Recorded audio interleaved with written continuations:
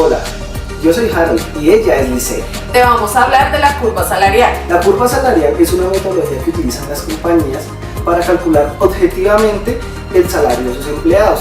¿Cómo se realiza? Se realiza un análisis de los puestos de trabajo y luego se le da una valoración monetaria. Además de esto, la curva salarial se representa por medio de una tabla numérica y una gráfica lineal que determina la importancia de los cargos contra la remuneración salarial. ¿Pero qué busca la curva salarial, Harold?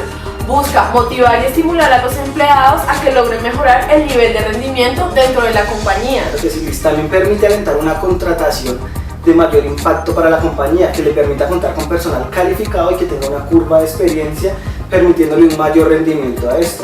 Es decir, los estudios, ¿sí? Claro que sí, un nivel educativo, una experiencia laboral, que eso le va a permitir a la compañía generar un mayor desarrollo. ¡Qué bueno! Aparte de esto, ¿qué le va a permitir la curva salarial? Le proporciona una remuneración equitativa y constante a sus empleados, lo que es decir, tener personal satisfecho, que eso se va a ver en remuneración de los ingresos. Ok, se ve reflejado cuando el empleado recibe sus ingresos. Claro que ya sí. sea mensual, quincenal. Es decir, un empleado que se sienta bien remunerado va a ser mucho más beneficioso para la compañía. ¡Qué bueno! Bueno, Liz, ahora vamos a ver los pasos para diseñar una curva salarial. Claro que sí, Harold. Los pasos para diseñar la curva salarial son 4, muy importantes. 1. Establecer factores y sus grados. 2. Ponderar estos factores. 3. Valoración de ocupaciones. 4. Y muy importante, graficar la curva. Todo esto lo logramos en una reunión con los directivos de la compañía donde se diseñan los diferentes cargos. Las empresas deben contar con un área específica que les permita realizar estos estudios. La finalidad y método de la curva salarial. Antes de implementar cualquier método, se debe iniciar por ordenar los cargos y se deben relacionar con el salario. Normalmente se trazan 2 curvas, una con la remuneración actual de la empresa y otra con la del mercado. También calcular el salario para un nuevo cargo. Calcular los salarios ideales. Las curvas salariales se pueden definir por medio de los siguientes 2 métodos. El primero es el método cualitativo, que es un análisis no analítico, y el segundo es el método cuantitativo, que cuenta con un análisis analítico. Vamos ahora con los métodos cualitativos. Los métodos cualitativos son las categorías predeterminadas o donde se emplea la clasificación por grados. Se definen las categorías de evaluación a todos los cargos teniendo en cuenta: primero, formación y experiencia requeridas para el cargo.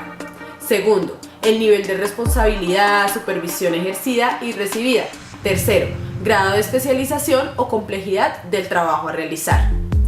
Luego se definen las subcategorías con puntos. Se empieza a calificar cada puesto de acuerdo con las subcategorías definidas. En este método es importante que las categorías definidas apliquen a la mayoría de los cargos para que no se creen parámetros de evaluación particulares para cada cargo. A continuación, vamos a dar un ejemplo de cómo se calcula la curva salarial por medio del método cualitativo. Es importante aclarar que al momento de realizar esta asignación se debe tener en cuenta el valor de la moneda de cada país. En el método cualitativo podemos utilizar 2 formas. La primera es la progresión aritmética. Es una valoración cualitativa aplicado en la siguiente fórmula. Progresión aritmética igual al salario máximo menos el salario mínimo sobre n menos 1, donde el salario máximo corresponde al mayor salario estipulado. En este caso vendría a ser el salario del mecánico, que es un valor de 1.300.000. El salario mínimo corresponde al menor salario estipulado, que en este caso vendría a ser el del aseador por 700.000 pesos. N es igual al número de cargos en la compañía. Vamos a desarrollar la fórmula. 1.300.000 menos 700 sobre N, que en este caso es el número de cargos en la compañía, como lo hicimos en la tabla, vemos 11, menos 1 como lo indica la fórmula. Este resultado nos arroja 60.000 pesos, que vendría a corresponder la sumatoria de los siguientes cargos. Como lo vemos en el ejemplo, el salario 2, es decir, el del vigilante, serían 700.000 más 60.000, que fue lo que nos arrojó la fórmula, para un valor total de 760.000, y así progresivamente.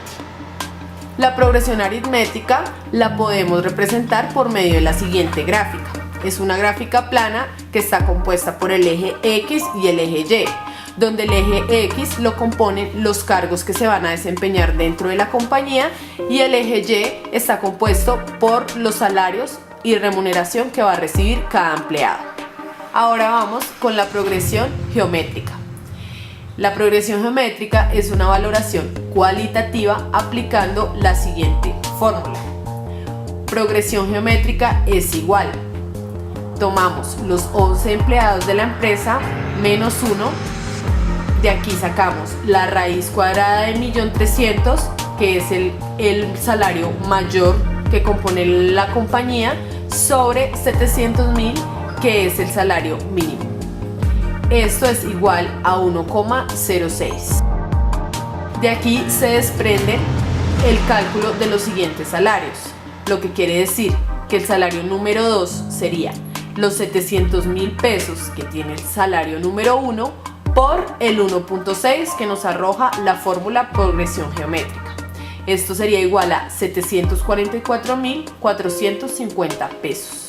El salario número 3 lo comprenden las siguientes cifras: 744.450 pesos que nos arroja del salario número 2 por 1,06, que esto es igual a 789.117 pesos. Y así progresivamente con los siguientes salarios.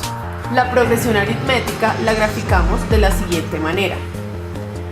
El eje X lo comprenden los cargos que desempeñan dentro de la compañía y el eje Y los salarios asignados para cada cargo.